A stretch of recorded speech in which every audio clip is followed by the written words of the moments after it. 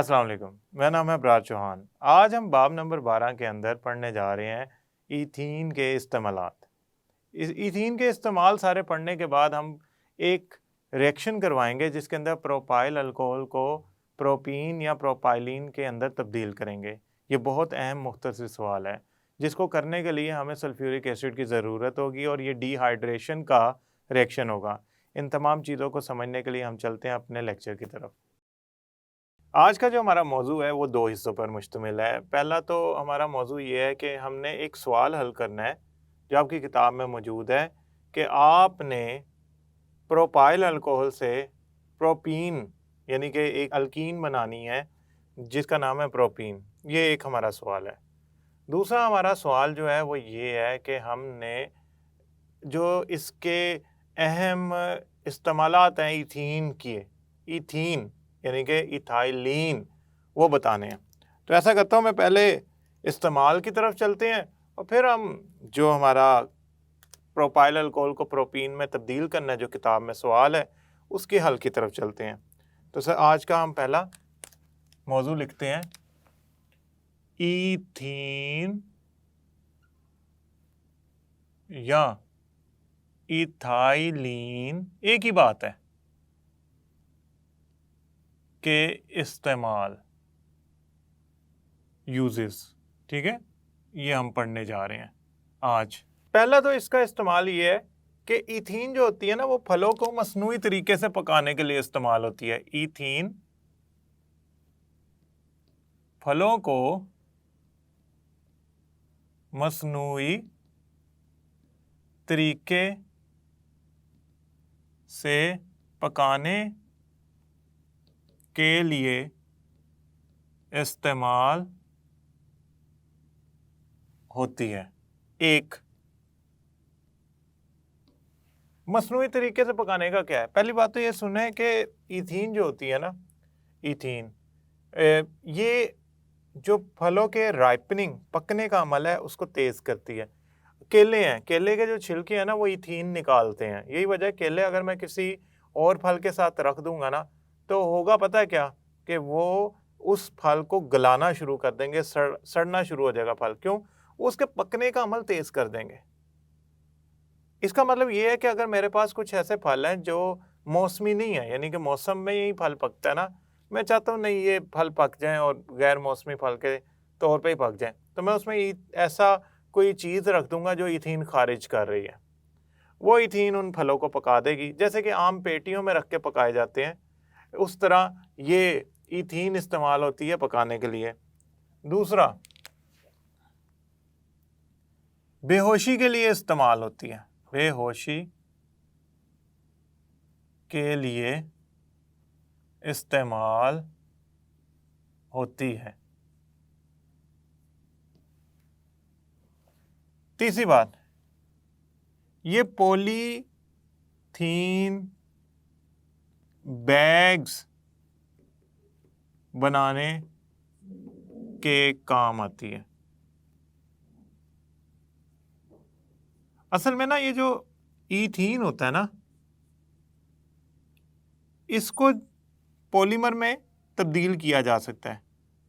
Polymer क्या होते हैं? ईथीन के बहुत सारे छोटे छोटे जो मॉलिक्यूल हैं उनको जोड़ के लंबी सारी चेनें बना ली जाएं। यानी कि आप यूँ समझें कि एक ईंट है, अगर मैं ईंटों को एक दूसरे के ऊपर खड़ा करते जाऊँ एक लंबी सारी लाइन बन जाएगी। बिल्कुल इसी तरह अगर पॉलीथीन के मॉलिक्यूल आपस में जोड़ता जाऊँ तो एक लंबा सारा मॉलिक्यूल बन जाएगा जिसमें बहुत सारे छोटे छोटे ईथीन आपस में जुड़े होंगे। उसको हम पॉलीमर कहते हैं। ये पॉलीमर जो होते हैं ना, ये असल में उस एक पॉलीमर है पॉलीथीन, ये बैग बनाने के काम आता है। ये इसका अगर मैं ईथीन के पॉलीमर को लिखना चाहूँ ना तो मैं कुछ यूँ लिखूँगा, CH2 सिंगल बॉन्ड CH2 और यहाँ पे N ये साबित कर रहा है कि ईथीन के लाखों हज़ारों या चेन पे मुश्तमिल जितने भी यूनिट्स हैं वो मौजूद हैं। N तादाद है इस की जो एक चेन में जुड़े हुए हैं या पॉलीमर में मौजूद हैं। खैर, हमारे जो पॉलीमर्स होते हैं ना ये इस्तेमाल प्लास्टिक भी कहलाते हैं, हम उन्हें आम जुबान में प्लास्टिक भी कहते हैं। प्लास्टिक इस्तेमाल होता है बहुत सारे कामों में, लेकिन ना प्लास्टिक के शॉपर जो है ना वो असल में पॉलीथीन के शॉपर होते हैं। हाँ, ये एक अलग बात है कि उसको ठिकाने लगाना एक दरसर बना हुआ है, मगर खाना, पैकिंग, फूड आइटम्स को एक जगह से दूसरी जगह ले जाना, दूध पैक करना और बहुत सी जगहों पे आप ये पॉलीथीन के शॉपर इस्तेमाल करते हैं। मिसाल के तौर पे ये आपके सामने पॉलीथीन के काफ़ी शॉपर नज़र आ रहे हैं। ये इनको शॉपिंग बैग्स या पॉलीथीन बैग्स कहा जाता है। सस्ते होते हैं, हल्के होते हैं और बर्दाश्त होती है। मसलन अगर आपने ठंडा पानी इसमें भरा है या दूध भरा है तो वो ख़राब नहीं होगा। अगर इसमें गर्म दूध किसी ख़ास टेम्परेचर तक गर्म दूध भरा है, ये नहीं कि 300-400 डिग्री की कोई चीज़ डाल देनी है, 60-70 डिग्री तक, 80 डिग्री तक बर्दाश्त कर लेता है, वो इसमें आपने रखा है तो ये उसे बर्दाश्त कर लेगा, ख़राब नहीं होगा। तो आपने अपने जहन में एक बात बिठा लेनी है कि पॉलीथीन बैग इस्तेमाल होते हैं शॉपिंग के लिए, चीज़ों को पैक करने के लिए, चीज़ों को एक जगह से दूसरी जगह लाने के लिए, फूड आइटम्स के लिए, और इसके अलावा कवर के लिए। हम बहुत सी जगहों पे पॉलीथीन बैग को कवर बनाने के लिए इस्तेमाल करते हैं। अच्छा, इससे ना ईथीन से बहुत सारे केमिकल बन सकते हैं। मसलन इथाइल अल्कोहल बन सकता है। ये केमिकल रिएजेंट है, रिएक्शन करने के लिए इस्तेमाल होता है, सॉल्वेंट के तौर पे इस्तेमाल होता है, सॉल्वेंट। और इसकी एब्सोल्यूट अल्कोहल जो है वो कई ममालिक में ड्रिंकिंग, पीने के लिए इस्तेमाल होती है। इससे बनता है एक ख़ास किस्म का मॉलिक्यूल जिसे कहते हैं ethylene oxide. Ethylene oxide. Ethylene oxide ना धोनी के लिए इस्तेमाल होता है। धोनी का मतलब होता है फ्यूमिगेंट, जो मच्छरों वगैरह को, हशरात को भगाने के लिए इस्तेमाल होता है। ये इसमें ख़ासियत होती है, धोनी अगर इसकी की जाए, धुआं इसका फैलाया जाए तो वहाँ से मच्छर, हशरात वगैरह भाग जाते हैं। इथीन इस्तेमाल होता है इथाइलिन ग्लाइकोल बनाने के लिए, या इथीन ग्लाइकोल बनाने के लिए हम उसे इथाइलिन ग्लाइकोल बनाते हैं। इथाइलिन ग्लाइकोल क्या है? इथाइलिन ग्लाइकोल ना एक एंटी फ्रीज एजेंट है। एंटी फ्रीज एजेंट है। एंटी फ्रीज एजेंट कहाँ डाला जाता है? गाड़ियों के रेडिएटर्स में डाला जाता है। इसका काम क्या होता है? ये पानी को इंतहाई सख्त सर्दी में जमने से रोकता है। देखिए, अगर मैं पाकिस्तान की नहीं, मैं जर्मनी की बात करूं तो वहाँ पे टेम्परेचर -10, 15, 6, 7, 8, 10 इस तरह का रहता है। तो ऐसी सूरत में रेडिएटर में जो पानी होगा वो तो बर्फ़ बन जाएगा। बर्फ़ एक अच्छा कंडक्टर नहीं होती, लिहाजा इंजन की गर्मी या इंजन को स्टार्ट होने के लिए जो ख़ास टेम्परेचर चाहिए वो मुहैया नहीं कर पाएगा। लिहाजा क्या होगा? इंजन की गर्मी बाहर नहीं निकाल रहा, इंजन के काम नहीं आ रहा, लिहाजा नुकसान होगा। उसको हमने बर्फ़ में तब्दील नहीं होने देना, लिहाजा उसके अंदर हम इथाइलिन ग्लाइकोल थोड़ा सा डाल देते हैं रेडिएटर के अंदर, जो क्या करता है उस एंटी फ्रीज के तौर पे काम करता है। उसकी वर्किंग रेंज बढ़ा देता है। पहले वो 0 डिग्री पे फ्रीज होता था, अब वो -20 डिग्री पे फ्रीज होगा। -20 डिग्री तक टेम्परेचर जो है वो ममालिक में बहुत मुश्किल से होता है। लिहाजा एंटी फ्रीज डालने से जो वर्किंग रेंज है उस रेडिएटर की वो बढ़ जाती है। इथीन से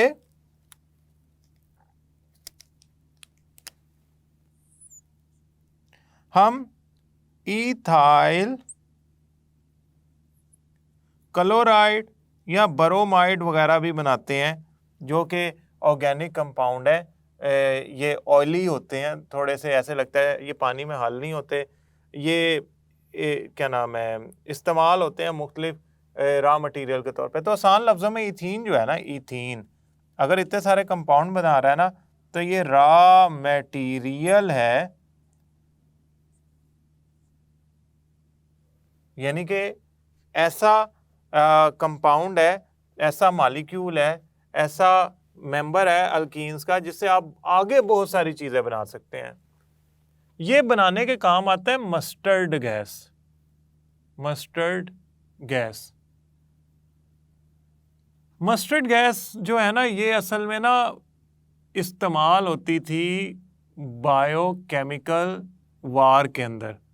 मस्टर्ड गैस ये बायोकेमिकल जंगों के अंदर इस्तेमाल होती थी, जहाँ मिसाइल और बम वगैरह गिराने की बजाय ऐसे केमिकल गिराए जाते थे जो फैलकर इंसानों को बेइंतहा नुकसान पहुंचाते थे। मिसाल के तौर पे अगर मैं आपको मिसाल देना चाहूँ मस्टर्ड गैस की, तो इसको जंगे अजीम अव्वल और दोइम में कहा जाता है कि इस्तेमाल किया गया। खैर, इसका जो फार्मूला होता है वो होता है सल्फर, इथाइल ग्रुप के CH2 यहाँ भी CH2 और यहाँ पे क्लोरीन। ये है मस्टर्ड गैस का फार्मूला। ये ना ब्लिस्टर छाले बनाता है स्किन पे और इंतहाई नुकसानदेह होता है, इससे बंदा मर जाता है। ये असल में ना एक ऐसा लिक्विड होता है परफ्यूम की तरह का जो फौरन गैस में तब्दील हो जाता है। इसी वजह से हम इसे कहते हैं गैस ही है, मस्टर्ड गैस है। हालांकि ये एक लो बॉइलिंग पॉइंट वाला लिक्विड होता है। खैर, ये अचानक से गैस में तब्दील हो जाता है, फैल जाता है और जहाँ जहाँ ये जाता है वहाँ स्किन पे छाले बना देता है, जिल्द पे छाले बना देता है और ये मौत का सबब बनता है। ये बनता है ईथीन और सल्फर के कंपाउंड के आपस में रिएक्शन से। ये बनता है ईथीन और सल्फर के कंपाउंड से। सल्फर का कंपाउंड होता है जो क्लोरीन से मिलकर बना होता है, उनके रिएक्शन से। तो ईथीन ना मस्टर्ड गैस बनाने के काम आती है, जो बायोकेमिकल जंगों में वार में इस्तेमाल होती हैं। अब हम करने क्या जा रहे हैं, अब हम वो सवाल हल करने जा रहे हैं जो दूसरा हिस्सा है, जिसमें हमने ये पढ़ना है कि आखिर जो आपके पास प्रोपाइलीन है या प्रोपीन है वो कैसे बनता है प्रोपाइल अल्कोहल से। तो आज का जो हमारा एक सवाल है वो ये था, जो इसमें बहुत ज़रूरी है समझाना, क्योंकि हमने अभी इनकी रिएक्टिविटी पढ़ी है, तो इसमें वो पढ़ना बहुत ज़रूरी है कि हम कन्वर्ट करें, तब्दील करें प्रोपाइल अल्कोहल को प्रोपीन के अंदर या प्रोपाइलीन के अंदर, एक ही बात है। असल में वो पता है क्या कहना चाह रहे हैं, वो कहना चाह रहे हैं कि CH3 CH2OH ये है प्रोपाइल अल्कोहल। क्यों? इसके साथ ये जो हिस्सा जुड़ा है ये प्रोपाइल है ना, ये वाला अल्काइल रेडिकल जो है ये प्रोपाइल है, और ये क्या है? हाइड्रोक्सल। प्रोपाइल अल्कोहल को आपने प्रोपीन में तब्दील करना है, तो उसका तरीका क्या है? उसका तरीका बड़ा सादा सा है। आप यकीनन जब इससे इसमें गए हैं तो आपने देखा है इसमें तो वाटर रिमूव हुआ है, यानी कि OH ग्रुप और H ग्रुप, इस कार्बन से OH ग्रुप, इस कार्बन से H एटम, वो रिमूव करो तो वाटर बन जाता है, और वाटर इसमें रिमूव हुआ है। वैसे भी हमने पढ़ा था कि अल्कोहल को अल्कीन्स में बदलना हो, चाहे वो कोई भी अल्कीन हो, चाहे वो कोई भी अल्कोहल हो, हम उसको बदल सकते हैं अगर हम उसमें से पानी के मॉलिक्यूल को निकाल दें। तो वो तरीकाकार जिसके ज़रिए ये किया जा सकता है वो है डिहाइड्रेशन, यानी कि पानी के मॉलिक्यूल को निकालने का तरीका या रिएक्शन। इसमें क्या होता है? पानी के मॉलिक्यूल को निकाला जाता है। अब आप सोच रहे होंगे पानी के मॉलिक्यूल को निकालने के लिए क्या इस्तेमाल किया जाता है? हमेशा की तरह डिहाइड्रेटिंग एजेंट इस्तेमाल किया जाता है। हम कौन सा डिहाइड्रेटिंग एजेंट इस्तेमाल करते थे? हम डिहाइड्रेटिंग एजेंट इस्तेमाल करते थे डिहाइड्रेटिंग एजेंट इस्तेमाल करते थे सल्फ्यूरिक एसिड कंसंट्रेटेड, डाइल्यूट नहीं, कंसंट्रेटेड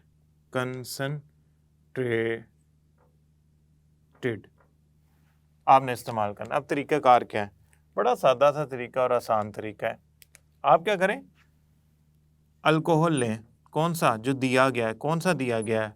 प्रोपाइल अल्कोहल OH, ये बन गया प्रोपाइल अल्कोहल। लिख देता हूँ, प्रोपाइल अल्कोहल, इसका सल्फ्यूरिक एसिड से रिएक्शन करवाएं। सल्फ्यूरिक एसिड का एक H और इसका एक OH, ये मिलकर बना लेंगे वाटर।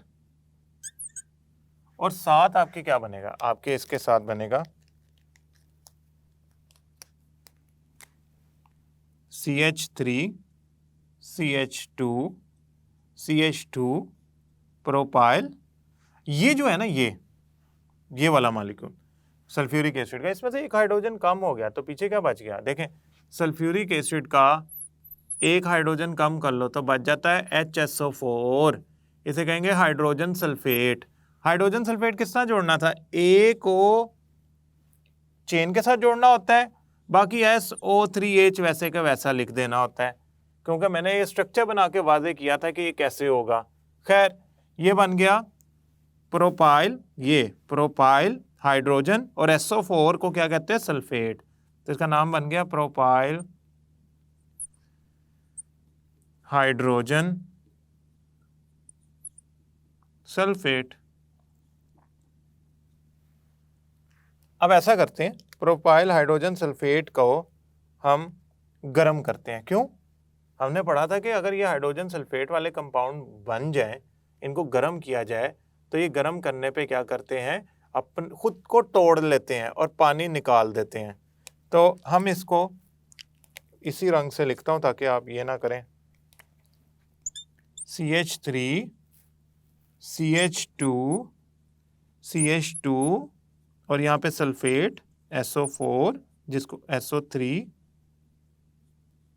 OSO3H, इसको आप गर्म करें, हरारत दें तो ये टूट जाएगा। टूट के क्या करेगा, ये वाला हिस्सा जो है ना, ये HSO4 है, हाइड्रोजन सल्फेट है, इसे एक हाइड्रोजन की कमी है, तो गर्म करने पे ये खुद को इस्तेकाम में लाने के लिए क्या करेगा, एक हाइड्रोजन निकाल लेगा। अगर ये हिस्सा टूटता है, तो अगर इस कार्बन से ये हिस्सा टूटता है तो कभी याद रखिएगा कि उसी कार्बन से दूसरा हिस्सा नहीं टूटेगा, उसके दूसरे कार्बन से हाइड्रोजन जाएगा और बनाएगा H2SO4।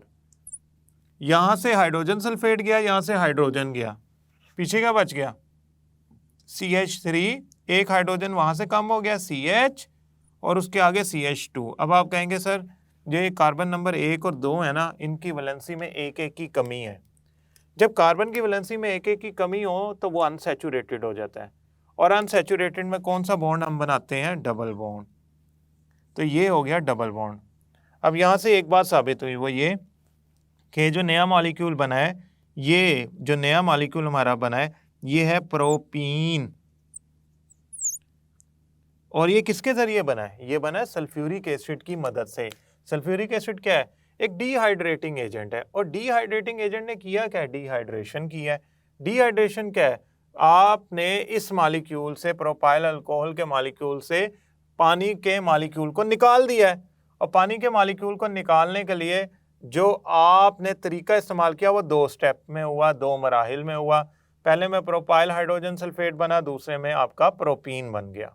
ये आपका तफसीली सवाल भी आ सकता है, और इसमें तो कोई से 2 मुख्तसर सवाल भी आ सकते हैं। ये आपका मुख्तसर सवाल होगा, चूंकि मैंने समझाया लिहाजा मैंने इसमें काफ़ी चीज़ें लिखने की कोशिश की हैं, लेकिन जब ये आएगा तो ये मुझे उम्मीद है ये मुख्तसर सवाल के तौर पे आएगा। मैं उम्मीद करता हूँ लेक्चर आपको समझ आया होगा। अगले लेक्चर तक के लिए अल्लाह हाफिज़।